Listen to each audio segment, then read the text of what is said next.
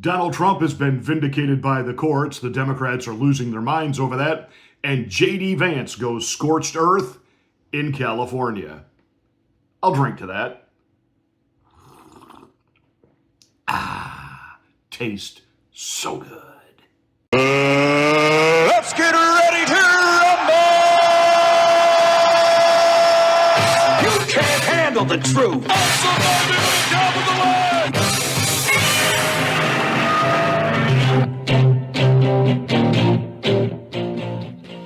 Welcome to the Afternoon Drive. Make sure you're subscribed to the channel, and once you are, smack the bell, click the word all. That'll give you notification of my rants, my ravings, my undeniably flawless reasonings. Hey, please like and share this video. It's the only way that we can get the word out that we're here. Thank you so much for watching and being a part of the Afternoon Drive. So the courts have rendered their decision as to whether or not President Donald Trump was in his constitutional rights and authority to take control of California's National Guard over the governor of California, Gavin Newsom. So what did this three-judge panel say the president can do? John, so this is a win for the Trump administration, a setback for Gavin Newsom in the state of California. The core holding here is that the courts do have a role, but a very limited one, in reviewing the president's decision to deploy the National Guard. The courts basically said, we, the courts, cannot reverse the president simply because we might disagree. We have to give the president, quote, broad deference, meaning we have to let the president do what he wants unless he has done something that is patently absurd or taken in bad faith. And then the court applied that very broad deference to this case, and they found that, well, one of the reasons Donald Trump gave for deploying the National Guard is it's necessary to enforce federal laws, and the Court of Appeals said that's reasonable. That's within his power. Therefore, the power remains with the president to deploy the National Guard. This was a no-shocker, and it's shocking. It's a no-shocker in the sense that any first-year civics student could have answered this question without it going through all of the legal channels and the taxpayer funding to pay for these legal challenges. Of course, the president has the authority to step in times of emergency, national crises, etc., and take control, take authority, which is exactly what he did. And the rendering is basically this: as long as he doesn't do something so over-the-top insane, the courts don't have any real authority to tell the president what he can do and can't do. This needs to be applied in lots of other areas that the courts keep stepping in and trying to handcuff Donald Trump, telling him, you can't tell foreign nationals that they can't come here and go to college. You can't tell colleges that have foreign students on their campuses leading riots and protests and burning things down and calling for the death of an entire race of people. You can't put them on a plane and send them back to their country of origin. Why not? And this decision is going to have bigger impact than just this obvious rendering of the correct decision regarding the president's authority over federalizing the National Guard. Now, what is shocking about it is I just didn't think we would get there this quickly. I thought this would constantly go back and forth till finally it got to the Supreme Court. But this is pretty much the nail in the coffin, so to speak, for Gavin Newsom. And see, the Democrats did not get what they wanted. What they wanted, what they expected, what they were hoping for, what they were salivating for, what they were actually trying to manufacture was Donald Trump using these troops like it was Tiananmen Square to go into the streets. They wanted video footage of them billy clubbing people in the head. They wanted them, they wanted the tanks in the background. And even if it was just open fire over their heads to scare them and rattle them and scatter them, they wanted that video image. And Donald Trump didn't take the bait. They've had retired military personnel on ad nauseum on these cable news channels. This is a bad precedent. The president sending in troops. Really? Because John F. Kennedy federalized the National Guard in Arkansas to make sure that the desegregation of the schools was carried out.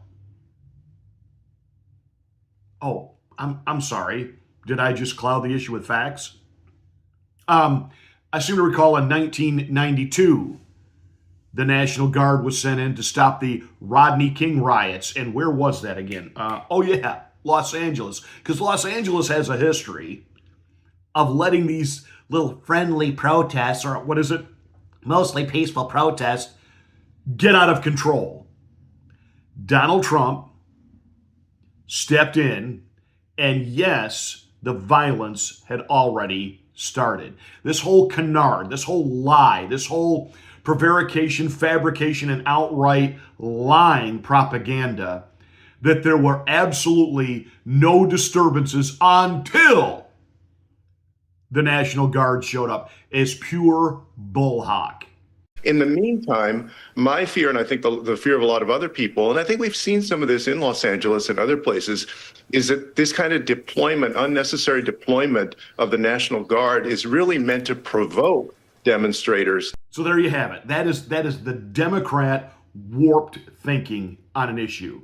Well, just their presence is provoking. That's why these things have gotten out of hand, and that's why Donald Trump sent them in there to provoke. He sent them in to protect federal buildings because he didn't want this to become Seattle or Portland.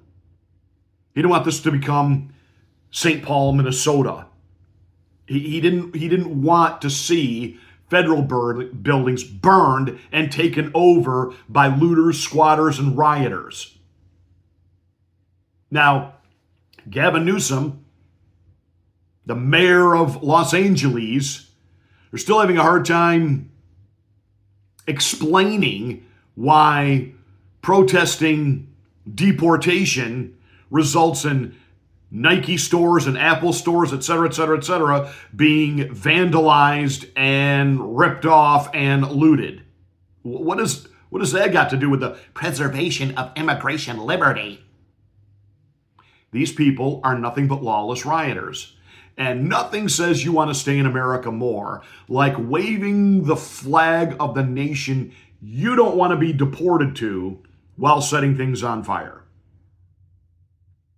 This is just so asinine, ass-backwards thinking that the presence of the authority is what is stoking the problem. Really? Because if we're going to use that logic then John F. Kennedy, back in the day, should have been excoriated by the liberals within his own party for federalizing the National Guard and sending them in to make sure that Little Rock, Arkansas desegregated their schools, allowing the black students in. Why? This was obviously a prevarication against the white citizens, and just the military presence was enough for white people to riot in the streets because they were provoked.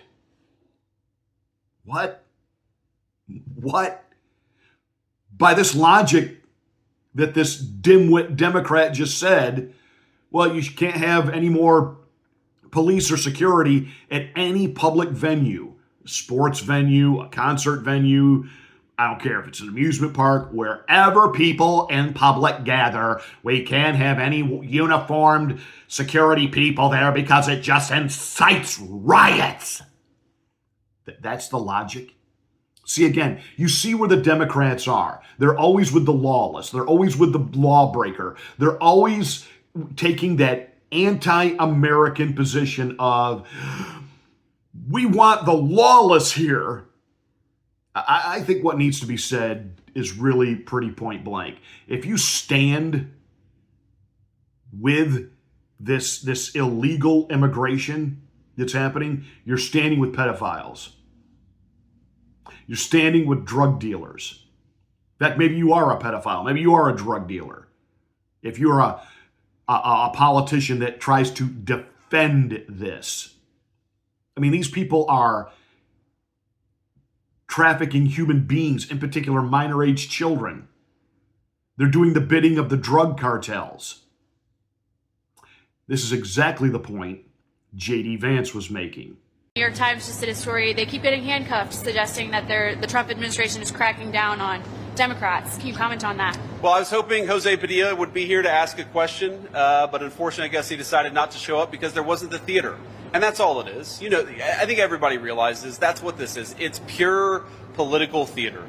These guys show up. They want to be captured on camera doing something. They want to be able to go back to their far left groups and to say, look, me, I stood up against border enforcement. I stood up against Donald Trump, when all they're really standing up for is for drug cartels to run rampant over our country and sex traffickers to be able to continue to traffic little kids into our country. That's what you're doing when you stand against border enforcement. So I think these guys, we ought to laugh them out of the building. We ought to call them out for doing what they're doing, which is grandstanding. And if they want to work seriously on border enforcement and on keeping their communities safe, the Trump administration's door is wide open. But they're not doing that. They'd love the grandstanding. They hate law enforcement because they hate the idea of the United States of America having a border. It's a disgrace. You had people who were doing the simple job of enforcing the law, and they had rioters egged on by the governor and the mayor, making it harder for them to do their job. That is disgraceful. And it is why the president has responded so forcefully what happened in Los Angeles. Number one, because we've got to enforce our borders and get so many of these criminals out of our country to begin with. And number two, when you have violent agitators who make it impossible for the law enforcement to do their job, it is necessary to protect them and to defend them.